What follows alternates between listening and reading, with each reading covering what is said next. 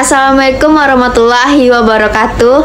Perkenalkan, kami dari kelompok 3 ingin menjelaskan materi tentang kebudayaan, yang dimana dengan saya sendiri, Sylvia Memputri, dengan NIM 23005100, dan anggota kelompok saya yaitu Dwi Mutia Herawati dengan NIM 2300556, Najwa Jananti Alfi dengan NIM 23005090, Khairunisa dengan NIM 23005075. Baik, materi yang pertama yang akan dijelaskan dengan saya sendiri.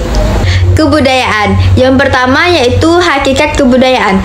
Kebudayaan merupakan salah satu sebuah pikiran, baik berupa benda maupun tindakan, yang mana perlu kita lestarikan guna menjaga sejarah yang telah ada di negara ini. Kebudayaan menurut Cohen Jaratningrat adalah keseluruhan sistem gagasan, tindakan, dan hasil karya manusia dalam rangka kehidupan masyarakat yang dijadikan milik manusia dan dengan belajar. Yang kedua yaitu pengertian kebudayaan. Kebudayaan atau yang dapat disebut juga perbedaan mengandung pengertian yang sangat luas dan mengandung pemahaman persamaan suatu bangsa yang sangat kompleks, meliputi pengetahuan, kepercayaan, seni, moral, hukum, adat istiadat, kebiasaan, dan pembawaan lainnya yang diperoleh dari anggota masyarakat atau Taylor 1897. Apabila ditinjau dari asal katanya, maka kebudayaan berasal dari bahasa Sanskerta, yaitu budhaya, yang merupakan bentuk jamak dari buddhi, yang berarti budi atau akal. Dalam hal ini, kebudayaan dapat diartikan sebagai hal-hal yang bersangkutan dengan budi atau akal.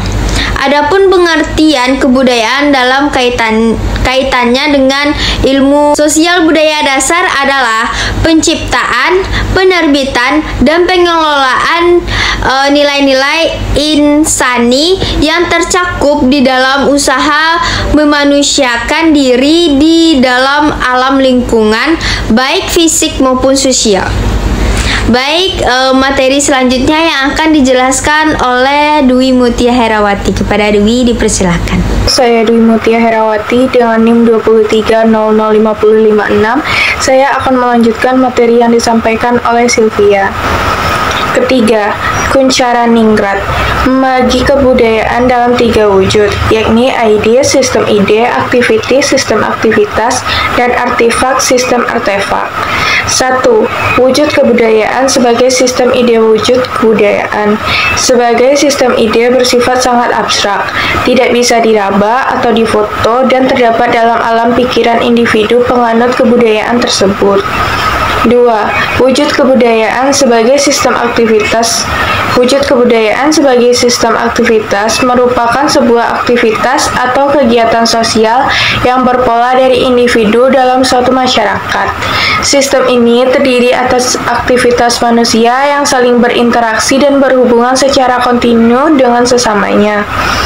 3. Wujud kebudayaan sebagai sistem artefak. Wujud kebudayaan sebagai sistem artefak adalah wujud kebudayaan yang paling konkret, bisa dilihat dan diraba secara langsung oleh panca indera. Wujud kebudayaan ini adalah berupa kebudayaan fisik yang merupakan hasil-hasil kebudayaan manusia, berupa tataran sistem ide atau pemikiran ataupun aktivitas. 4. Unsur-unsur kebudayaan. Menurut Kuncharaningrat, bahwa unsur-unsur kebudayaan bersifat universal dan dapat ditemukan di dalam kebudayaan semua bangsa yang tersebar di berbagai penjuru dunia. Ketujuh unsur kebudayaan tersebut adalah bahasa, sistem pengetahuan, sistem organisasi sosial, sistem peralatan hidup dan teknologi, sistem ekonomi dan mata pencaharian hidup, sistem religi, serta kesenian. Sekian materi yang dapat saya sampaikan. Materi selanjutnya akan disampaikan oleh Najwa. Kepada Najwa dipersilahkan.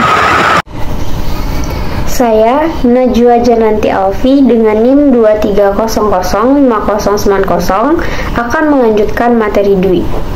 Dalam memahami sebuah kebudayaan, maka setiap unsur kebudayaan tersebut harus dibagi menjadi 3 kategori. Wujud kebudayaan yaitu sistem ide, aktivitas, dan artefak. Misalnya, sistem ide di dalam sistem religi atau keyakinan hidup adalah konsep mengenai Tuhan, dewa, roh halus, neraka, dan surga. 5. Fungsi kebudayaan.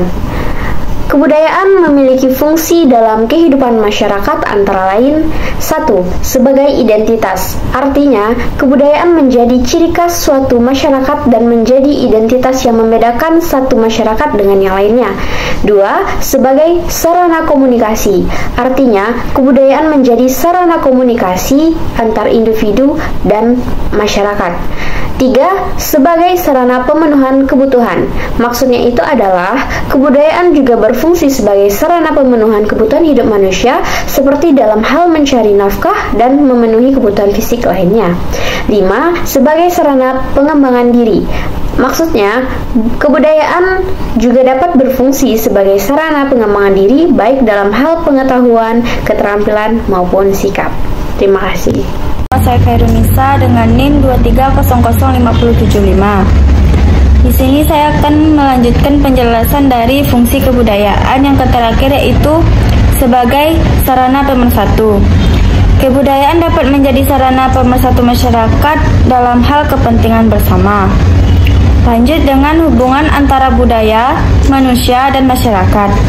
Budaya manusia dan masyarakat saling terkait dengan mempengaruhi salah satu sama lain. Manusia sebagai makhluk sosial hidup dalam masyarakat yang memiliki kebudayaan tertentu. Kebudayaan yang dimiliki masyarakat akan mempengaruhi cara manusia berpikir, bersikap, dan bertindak. Sebaliknya, manusia juga dapat mempengaruhi kebudayaan masyarakat melalui inovasi dan kreativitas yang dilakukannya. Lanjut dengan kebudayaan universal. Kebudayaan universal adalah unsur-unsur kebudayaan yang ditemukan di seluruh dunia. Unsur-unsur kebudayaan universal tersebut meliputi bahasa, sistem teknologi, sistem ekonomi, organisasi sosial, sistem pengetahuan, religi, dan kesenian. Unsur-unsur tersebut dapat terbagi lagi ke dalam unsur-unsur yang lebih kecil, yaitu sub-sub unsur. Kebudayaan universal dapat digunakan untuk menganalisis kebudayaan manusia atau isi kebudayaan suatu masyarakat tertentu. Sampai sinilah penjelasan dari saya kembalikan kepada moderator. Baik, itulah materi yang bisa kami sampaikan. Jika ada kata-kata yang salah, mohon dimaafkan. Wabillahi taufik walhidayah. Wassalamualaikum warahmatullahi wabarakatuh.